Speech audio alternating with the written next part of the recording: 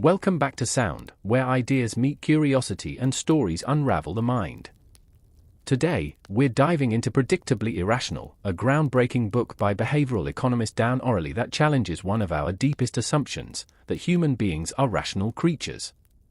We like to believe our choices are logical, that when we make decisions, we weigh options, assess risks, and pick the best outcome. But Ariely's research reveals a very different truth. Our choices are often shaped by invisible psychological forces, biases, and emotions. The strange part? These irrational behaviors aren't random, they're predictable. We repeat them in consistent, measurable ways.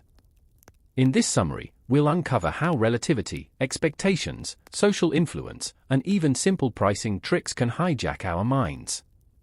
By the end, you'll see how marketers, companies, and even your own brain can manipulate your decisions without you ever realizing it. So sit back, relax, and let's explore the fascinating world of our predictably irrational minds.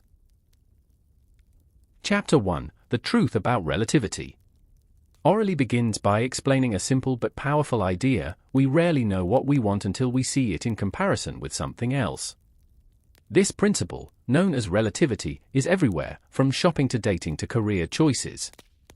Imagine you're looking at 3 houses, one small, one medium, and one medium but slightly nicer.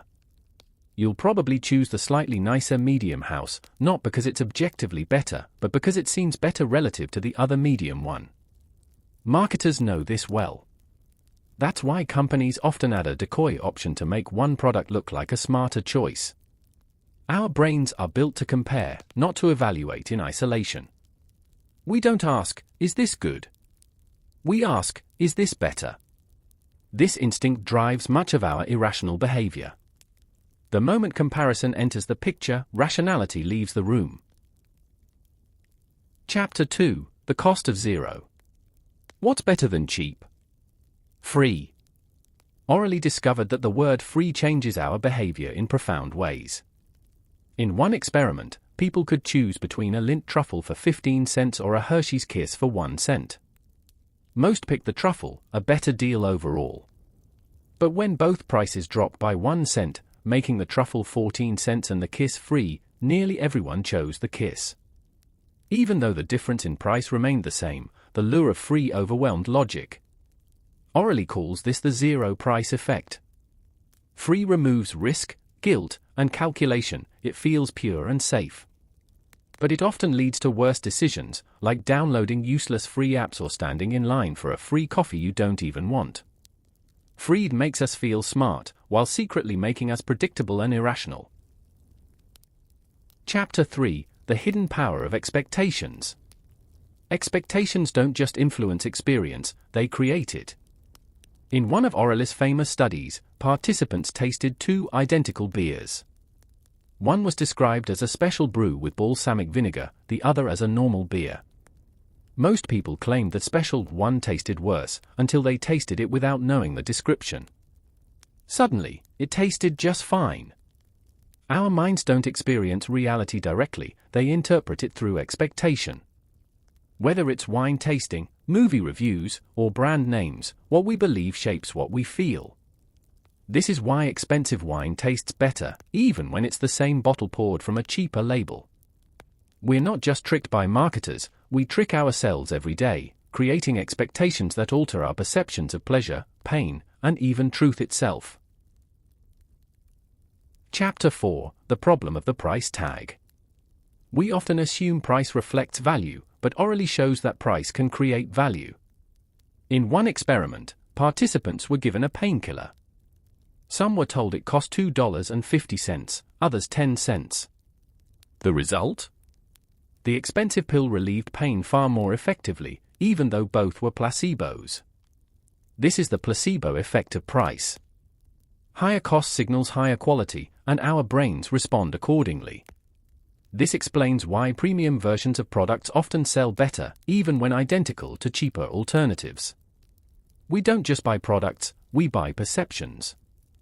And those perceptions shape real experiences, proving just how deeply irrational yet predictable our minds can be. Chapter 5: The Force of Social Norms. money, gifts, favors, each operates within invisible social boundaries. Ariely discovered that when we mix social norms with market norms, chaos ensues. For example, if a friend helps you move, you don't offer them $20, it feels insulting. But if you ask a mover to help you for free, that's equally inappropriate. In one context, kindness rules, in the other, contracts do. Companies that try to exploit social norms, like pretending to be family while cutting costs, risk losing trust entirely. Humans thrive on connection and reciprocity, but once money enters the picture, warmth disappears. The lesson? Respect the difference between relationships driven by care and those driven by commerce. Chapter 6: The Problem of Procrastination and Self-Control. We all struggle to resist temptation and stick to long-term goals. Ariely explores this through experiments involving students, deadlines, and rewards. He found that when people set their own deadlines, they perform better because it gives them a sense of structure and accountability. The real enemy isn't laziness, it's short-term thinking. We're wired to prioritize immediate gratification over distant rewards, whether it's checking social media instead of studying or eating dessert instead of exercising. Understanding this bias allows us to design smarter environments. Pre-commitment tools, like automatic savings or scheduled goals, help us act rationally even when our instincts aren't. Chapter 7: The High Price of Ownership. Why do we overvalue things we own? Ariely calls this the endowment effect. Once something is ours, we see it through emotional lenses. In one experiment, students given a coffee mug demanded twice as much money to sell it as others were willing to pay for it. Ownership changes perspective. We stop seeing value objectively and start seeing it personally. This is why letting go of possessions, ideas, or relationships feels painful. The moment something becomes mine, logic gives way to attachment. Ariely's work isn't meant to make us cynical, it's meant to make us aware. Our irrationality doesn't make us broken, it makes us human. But once we recognize our hidden biases, we gain power over them.